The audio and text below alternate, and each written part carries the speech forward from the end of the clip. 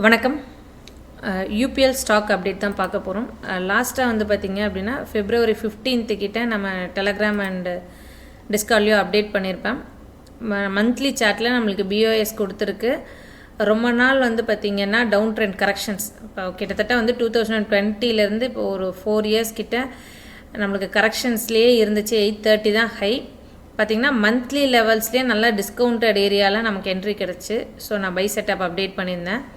என்னென்ன ரீசன்ஸ் இதில் நான் பார்த்தேன், எப்படி கன்ஃபர்மேஷன் கொடுத்துருக்கு, நம்ம நெக்ஸ்ட் இனி எப்படி என்ட்ரி ஃபோக்கஸ் பண்ணணும். இப்போ நம்ம பார்த்துட்டு இருந்த பிளாக் மந்த்லி லெவல்லாம் இங்கே 618 லெவல். இப்போ இங்கே பிஓஎஸ் நடந்திருக்கு.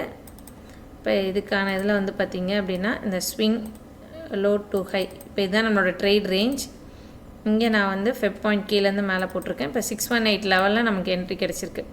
இப்போ இங்கே வந்து இந்த பிளாக்கில் வந்து பார்த்திங்கன்னா நம்மளுக்கு ஒரு லோயர் டைம் ஃப்ரேம் கன்ஃபர்மேஷன் கிடைச்சா நம்ம பை போகலாம், சிஹெச்ஓசிஹெச் கொடுத்தா பை போகலாம் அப்படிங்கிறத அப்டேட் பண்ணியிருக்கேன். இப்போ அந்த கன்ஃபர்மேஷன் வந்து பார்த்திங்க அப்படின்னா நம்மளுக்கு டே டைம் ஃப்ரேமில் கிடச்சிருக்கீங்க பாருங்கள்.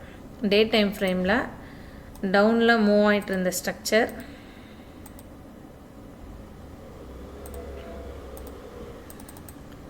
இங்கே பாருங்கள், சேஞ்ச் ஆஃப் கேரக்டர் நம்மளுக்கு இங்கே நடந்திருக்கு. இதுக்கான ஃபஸ்ட் என்ட்ரி திரும்பி உள்ளுக்குள்ளே வந்து என்ட்ரி எடுத்துகிட்டு மூவ் ஆன் ஆயிருக்கு. இப்போ இது வந்து பார்த்திங்க அப்படின்னா ஃபஸ்ட் என்ட்ரி வந்து நம்மளுக்கு அக்ரெசிவ் என்ட்ரி. இப்போ இந்த என்ட்ரி வந்து அக்ரெசிவ் என்ட்ரி. இப்போ நம்மளுக்கு செகண்ட் இங்கே இருக்கக்கூடிய பிஓஎஸ் கொடுத்துட்டு இந்த QML range and extreme block இப்போ இங்கே கொடுத்தது தான் நம்மளுக்கான கன்ஃபர்மேஷன் என்ட்ரி 480. இப்போ second BOS return to block. இப்போ பார்த்திங்க அப்படின்னா இப்போ அடுத்த பிஓஎஸ் வந்து நம்மளுக்கு அப்சைட்லேயே க்ரியேட் ஆகிருக்கு. இப்போ நம்ம வந்து இந்த எக்ஸ்ட்ரீம் லெவல் இப்போ இங்கே என்ட்ரி எடுத்த பிளாக் இருக்குல்லங்க, அங்கேயே நம்ம எகெயின் ரீஎன்ட்ரி ட்ரை பண்ணலாம். அப்படி இல்லைன்னா இமீடியட்டான என்ட்ரி அப்படின்னு பார்த்தோம். இப்போ இங்கே இருக்கக்கூடிய சப்ளை ஃபெயில் ஆகிறதுக்கு ரீசனாக இருந்த டிமாண்ட் ஜோன் 520 to 530 ரேஞ்ச் கிடைச்சா எகெயின் பை. இப்போ நம்மளுக்கு ஒரு டே டைம் ஃப்ரேமில் கன்ஃபர்மேஷன் கிடச்சிருக்கு. ஃபஸ்ட்டு ஒரு என்ட்ரி ட்ரிகர் ஆகிடுச்சு. இப்போ 480லேருந்து ஒரு 560 ரேஞ்ச் வரைக்குமே நம்மளுக்கு மூவ் ஆன் ஆயிடுச்சு.